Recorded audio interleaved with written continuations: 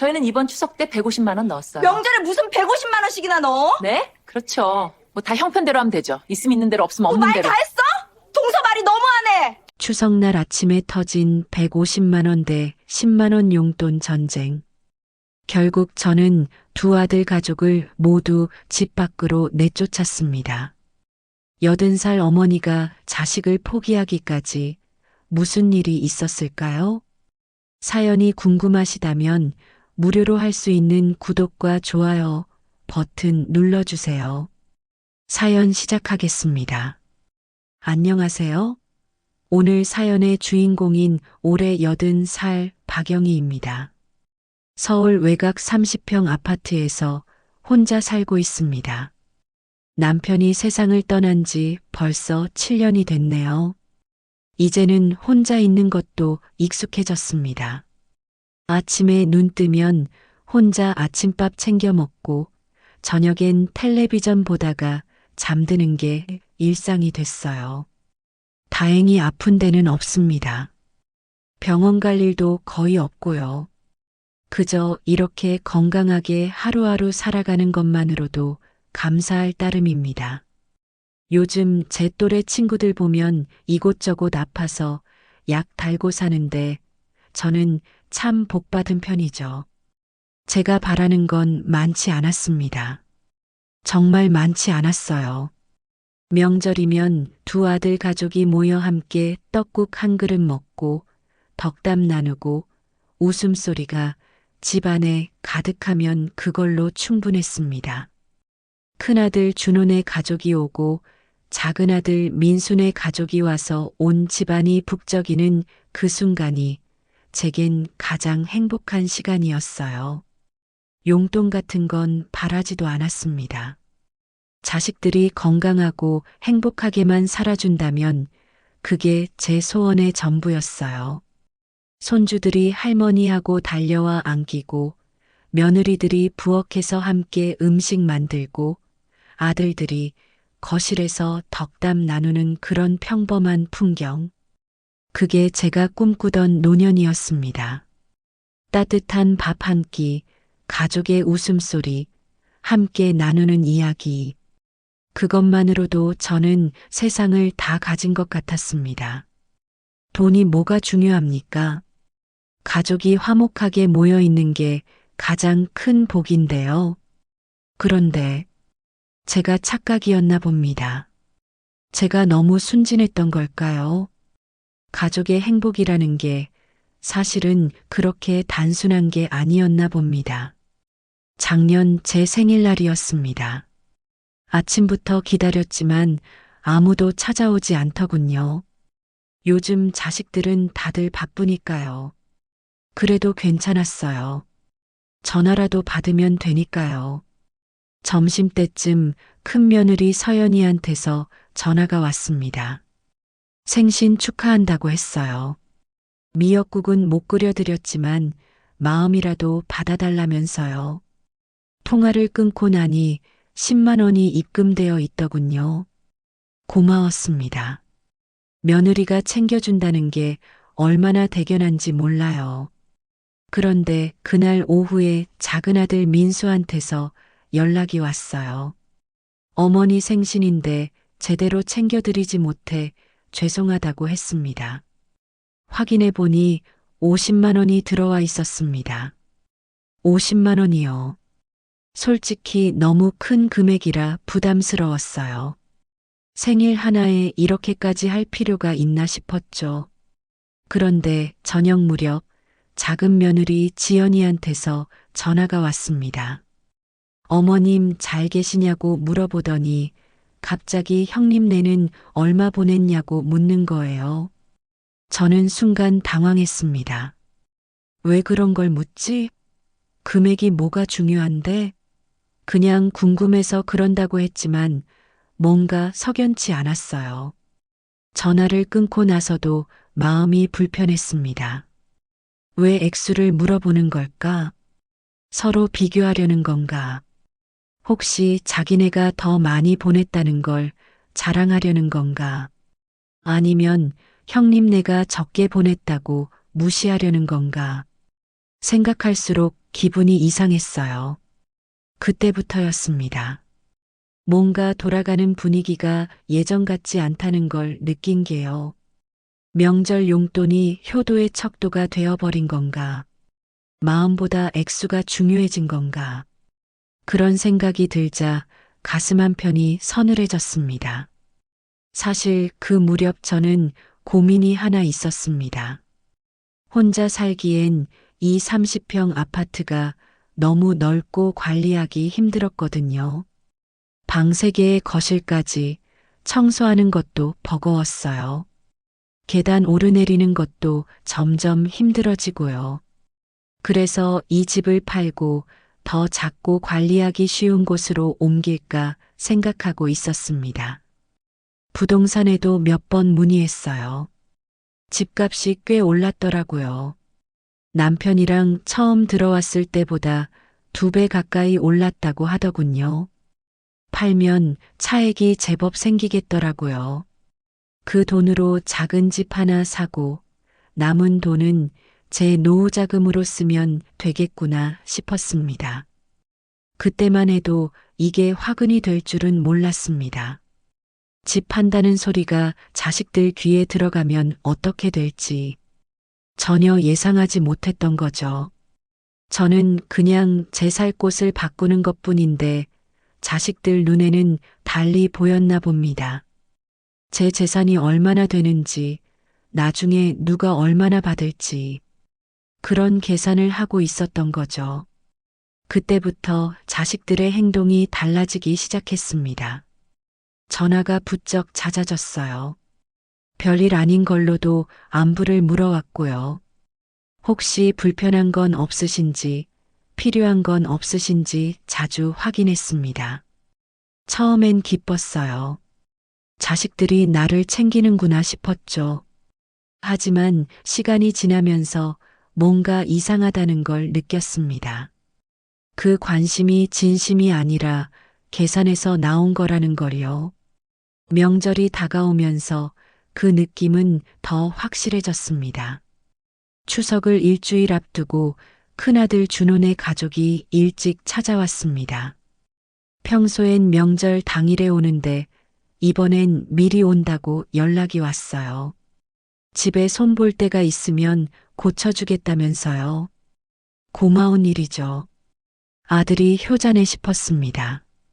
준호는 도착하자마자 집 안 구석구석을 살폈어요. 문이 덜컹거린다며 드라이버를 들고 고쳤고 싱크대 물이 잘 안 빠진다며 뚫어주기도 했습니다. 큰 며느리 서연이는 부엌에 들어가 밑반찬을 만들겠다며 앞치마를 두르더군요. 고맙긴 했지만 뭔가 평소와 달랐어요. 너무 열심히 하는 것 같았달까요? 억지스러운 느낌이 들었습니다. 마치 무언가를 보여주려는 것처럼요. 점심을 차려 함께 먹는데 준호가 조심스럽게 말을 꺼냈습니다. 사실 할 말이 있다고 했어요. 직장을 그만두고 사업을 준비하는 건 제가 알고 있었습니다. 그런데 그 다음 말이 제 귀를 의심하게 만들었죠. 자금이 부족하다는 거예요. 만약 제가 집을 팔아서 차액이 생기면 자기한테 투자를 해줄 수 있냐고 물었습니다. 사업이 잘 되면 2배로 갚아드리겠다고 했어요. 순간 가슴이 철렁 내려앉았습니다. 아, 그래서 미리 온 거구나. 그래서 이렇게 부지런히 집안일을 도와준 거구나. 효도가 아니라 밑작업이었던 거죠. 더 놀라운 건 서연이가 한 말이었습니다. 작은아들 민수한테는 이 얘기를 하지 말라는 거예요. 비밀로 하자고 했어요. 형제끼리 서로 모르게 내 재산을 나눠 가지자는 소리였습니다. 저는 단호하게 거절했습니다. 그 돈은 제 노후 자금으로 쓸 거라고 그런 생각은 아예 하지도 말라고 했어요. 아들의 표정이 굳어졌습니다. 며느리는 입술을 깨물며 부엌으로 들어가 버렸고요. 그날 저녁 작은아들 민수네 가족이 도착했습니다. 현관문을 열자마자 작은 며느리 지연이가 밝게 웃으며 인사했어요. 형님네가 벌써 와 계시네요. 역시 형님은 효자시라고 했습니다. 그 말투가 묘하게 비꼬는 것 같았어요. 저녁상을 차렸습니다. 네 식구가 둘러앉았는데 분위기가 이상했어요. 두 며느리가 서로 눈치를 보는 게 느껴졌습니다. 겉으로는 웃으면서 대화를 나눴지만 속으로는 팽팽하게 긴장하고 있었죠. 서연이가 먼저 화제를 꺼냈습니다. 딸 수연이가 이번에 대기업에 취직했다면서 자랑을 했어요. 지연이는 축하한다고 하면서도 표정이 굳어 있었습니다. 자기 아들 도윤이는 아직 취업 준비 중이거든요. 그러자 지연이가 슬쩍 말을 꺼냈습니다. 민수 사업이 요즘 잘 된다면서 형님네는 부러우시겠다고 했어요. 서연이는 그래도 안정적인 직장이 최고 아니냐고 받아쳤고요. 말끝마다 가시가 돋쳤습니다. 서로 잘났다고, 더 낫다고 경쟁하는 것 같았어요. 준호는 요즘 경제가 어렵다며 한숨을 쉬었고, 민수는 사업이 안정 궤도에 올랐다며 여유를 부렸습니다. 형제가 아니라 경쟁자처럼 보였어요. 저는 그 모습을 보면서 가슴이 답답했습니다. 언제부터 우리 가족이 이렇게 됐을까? 서로 비교하고 견제하는 사이가 됐을까? 명절에 모여서 화목하게 지내는 게 아니라 누가 더 잘 사는지 겨루는 자리가 되어버렸어요. 그날 밤 잠을 제대로 이루지 못했습니다. 내일 아침 음식을 준비해야 하는데 걱정이 앞섰어요. 내일은 명절인데 과연 평화로운 하루가 될 수 있을까? 불길한 예감이 들었습니다. 다음 날 아침 추석이었습니다. 일찍 일어나 명절 음식을 준비했어요. 소고기 뭇국도 끓이고 전도 데피고 우리 가족이 먹을 음식을 정성스럽게 준비했습니다. 오늘만큼은 아무 일 없이 화목하게 지냈으면 좋겠다고 바랐죠. 상을 차리고 다들 모였습니다. 서로 덕담을 나눴어요. 겉으로는 평화로워 보였습니다. 하지만 제 눈에는 보였어요. 두 며느리가 서로를 의식하며 신경전을 벌이는 게요. 식사를 하는데 지연이가 갑자기 봉투를 꺼내 제 앞에 내밀었습니다. 명절 용돈이라며 받아달라고 했어요. 그러면서 덧붙였죠. 올해는 150만 원을 넣었다고요. 목소리가 유난히 컸습니다. 모두가 들으라는 듯이요. 순간 서연이 얼굴이 굳어지는 게 보였습니다. 당황한 기색이 역력했어요. 급히 자기 봉투를 꺼내며 말했습니다. 무슨 명절에 150만 원씩이나 드리냐고 형편껏 하는 게 효도 아니냐고 했어요. 자기네는 부담 안 되게 드렸다면서요. 지연이가 눈을 가늘게 뜨며 물었습니다. 그럼 형님은 얼마 넣으셨냐고요? 50만 원이냐, 30만 원이냐, 설마 10만 원은 아니겠죠 하면서요. 그 말투가 완전히 비웃는 투였어요. 서연이는 아무 말도 못했습니다. 얼굴이 새하얗게 질렸어요. 준호가 벌떡 일어나 소리쳤습니다. 지금 뭐 하는 거냐고, 명절날 돈 자랑이냐고 따졌죠. 지연이는 자랑이 아니라 사실을 말한 것뿐이라며 맞받아쳤습니다. 순식간에 식탁이 아수라장이 됐습니다. 민수가 형은 요즘 사업 준비한다며 힘든 거 알면서 왜 자극하냐고 아내를 말렸고, 준호는 그럼 동생네는 뭐가 그렇게 잘나서 그러냐고 소리쳤어요. 바로 그때였습니다. 제 휴대폰이 울렸어요. 부동산에서 온 전화였습니다. 저는 정신없이 전화를 받았는데 깜빡하고 스피커폰을 켜놓은 상태였어요. 부동산 중개인의 목소리가 식탁 위로 흘러나왔습니다. 제가 내놓은 집에 매수 희망자가 있다는 거예요. 계약을 진행하고 싶다는데 언제 시간이 되냐고 물었어요. 그 순간 식탁이 완전히 조용해졌습니다. 네 사람의 눈이 일제히 저를 향했어요. 그 눈빛을 저는 잊을 수가 없습니다. 놀람, 당황, 그리고 계산. 차가운 계산이 담긴 눈빛이었어요. 작은 아들 민수가 먼저 입을 열었습니다. 어머니가 집을 판다고요? 왜 자기한테는 말을 안 했냐고 따졌어요. 목소리가 떨리고 있었습니다. 분노인지 당황인지 알 수 없는 떨림이었죠. 큰 아들 준호가 황급히 거들었습니다. 집을 팔면 어디로 가시냐고, 차액은 얼마나 되냐고 물었어요. 저를 걱정하는 게 아니었습니다. 돈이 얼마나 되는지 궁금한 거였죠. 작은 며느리 지연이가 큰 며느리 서연이를 보며 말했습니다. 혹시 형님한테만 주려고 한 거 아니냐고요. 작은 아들네는 배제하고 큰 아들네한테만 몰아주려던 거 아니냐며 의심했어요. 그러면서 형님네가 먼저 손을 썼을 거라면서 일찍 와서 집안일 도와준 것도 다 계산된 행동 아니냐고 말하더군요. 명절 용돈 싸움이 순식간에 집안 돈 전쟁으로 번졌습니다. 150만 원이니 10만 원이니 하던 싸움이 이제는 몇 천만 원, 어쩌면 억대 재산을 두고 벌이는 전쟁이 된 거예요. 저는 그 모습을 보면서 현기증이 났습니다. 이게 내 자식들이 맞나?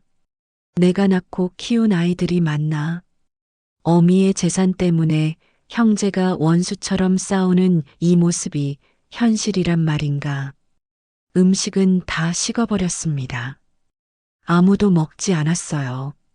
명절상은 전쟁터가 되어버렸고 가족은 돈 앞에서 서로를 겨누는 적이 되어버렸습니다. 제 가슴이 무너져 내렸습니다. 싸움은 걷잡을 수 없이 커졌습니다. 준호는 장남이니까 더 받아야 한다고 주장했어요. 장례도 자기가 치를 거고 제사도 자기가 모실 거니까 당연하다면서요. 민수는 그게 무슨 조선시대 소리냐며 반박했습니다. 요즘은 다 똑같이 나눠야 한다고, 증여면 공평하게 해야 한다고 목소리를 높였어요. 두 며느리는 더 심했습니다. 서연이는 자기네가 경제적으로 어려운데 당연히 더 받아야 하는 거 아니냐고 했고, 지연이는 잘 사는 집에 더 주는 법은 없다며 대꾸했어요. 서로 삿대질하며 욕설에 가까운 말까지 쏟아냈습니다. 준호가 소리쳤습니다. 자기가 사업자금 대달라고 한 거 동생이 알고 있냐고, 어머니한테 비밀로 하자던 건 어떻게 된 거냐고 따졌어요. 민수는 그게 뭐냐며 형에게 달려들었습니다. 형이 먼저 손을 썼다는 거 아니냐면서요. 지연이가 소리쳤습니다. 자기네는 떳떳하게 150만 원을 드렸는데 형님네는 겨우 10만 원밖에 안 드렸다고, 그러고도 재산을 더 달라고 하는 게 말이 되냐고 했어요. 서연이는 돈 자랑 좀 그만하라며 맞받았습니다. 저는 그 광경을 멍하니 바라보고만 있었습니다. 제 자식들이 맞나? 함께 명절 음식 먹고 덕담 나누자고 모인 사람들이 맞나? 돈 때문에 형제가 원수가 되고 명절이 전쟁터가 되는 이 상황이 현실인가? 더 이상 참을 수가 없었습니다. 제 안에 뭔가가 끊어지는 소리가 들렸어요. 저는 벌떡 일어나 소리쳤습니다. 이럴 거면 다 집에 가라고, 봉투도 도로 가져가라고 외쳤어요. 제 목소리가 얼마나 컸는지 모두가 깜짝 놀라 저를 쳐다봤습니다. 그런데 제가 소리치는 순간 손이 잘못 닿아 식탁 위에 봉투 2개가 바닥에 떨어졌어요. 150만 원짜리와 10만 원짜리 봉투가요. 그 봉투를 향해 네 사람이 동시에 손을 뻗었습니다. 서로 먼저 집겠다고 손을 내미는 그 모습을요. 제 가슴이 찢어지는 것 같았습니다. 돈 봉투 하나 집으려고 우르르 달려드는 모습이, 바닥에 떨어진 돈을 주우려고 손을 뻗는 그 모습이 제 눈에는 너무나도 비참하게 보였어요. 저는 그 봉투들을 냅다 집어서 현관문 쪽으로 던져버렸습니다. 그리고 소리쳤죠. 너희가 그러고도 내 자식이냐고, 당장 내 집에서 나가라고요. 준호가 어머니 진정하시라며 손을 내밀었습니다. 하지만 저는 그 손을 뿌리쳤어요. 민수가 어머니 죄송하다며 사과했지만 듣고 싶지 않았습니다. 다 나가라고 했습니다. 봉투고 뭐고 다 필요 없으니 가져가고 집에서 나가라고요. 그날 저는 두 아들 가족을 모두 문 밖으로 내쫓았습니다. 명절날 추석 아침에요. 며칠 후 준호한테서 연락이 왔습니다. 송금 알림이 떴어요. 150만 원이었습니다. 동생보다 적게 드린 게 마음에 걸린다는 거예요. 이번엔 똑같이 드린다면서, 그리고 사업 얘기도 다시 한번 생각해 달라고 했습니다. 저는 그 돈을 그대로 다시 큰아들 준호한테 송금했습니다. 그리고 준호한테 문자를 보냈어요. 너희 때문에 집 팔아서 아무도 모르는 곳으로 갈 거라고, 이제 제발 내 인생에 신경 끄고 살라고 했습니다. 준호한테서 전화가 왔지만 받지 않았어요. 민수한테서도 연락이 왔지만 무시했습니다. 두 며느리가 카카오톡으로 사과 메시지를 보냈지만 읽지도 않았어요. 그 후로 명절 초대도 받지 않았습니다. 손주들 생일에도 가지 않았어요. 제 생일에도 어떤 연락도 받지 않았습니다. 번호를 차단하지는 않았지만 전화가 와도 받지 않았어요. 집은 결국 팔지 않았습니다. 혼자 살기 힘들지만 그래도 익숙한 이곳에 그냥 있기로 했어요. 돈이 필요하면 집을 담보로 대출을 받아 제 노후에 쓸 겁니다. 자식들한테 한 푼도 주지 않을 거예요. 이제 저는 자식에게 기대지 않습니다. 혼자 조용히 살아갑니다. 텔레비전 보고 산책하고 친구들 만나며 제 인생을 살아요. 명절에도 혼자 떡국 끓여 먹습니다. 쓸쓸하지만 평화롭습니다. 돈 앞에서 무너지는 효도라면 차라리 멀리하는 게 진짜 평화라는 걸 깨달았습니다. 가족이라는 이름으로 서로를 상처 주느니 혼자 조용히 사는 게 낫더군요. 80살에 이런 깨달음을 얻을 줄은 몰랐습니다. 하지만 후회는 없어요. 이제라도 알았으니 다행이에요. 제 남은 인생은 제가 지킬 겁니다. 여러분도 가족 간의 돈 문제로 상처받으신 적 있으신가요? 제 이야기가 누군가에게는 위로가 되고 누군가에게는 경각심이 되었으면 합니다.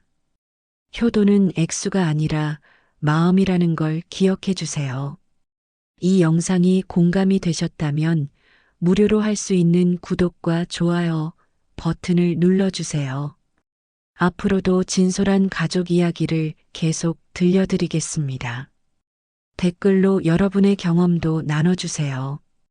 여러분의 이야기가 또 다른 누군가에게 위로가 될 수 있습니다. 여기까지 들어주셔서 감사합니다. 모두 건강하시고 가족과 평화롭게 지내시길 바랍니다.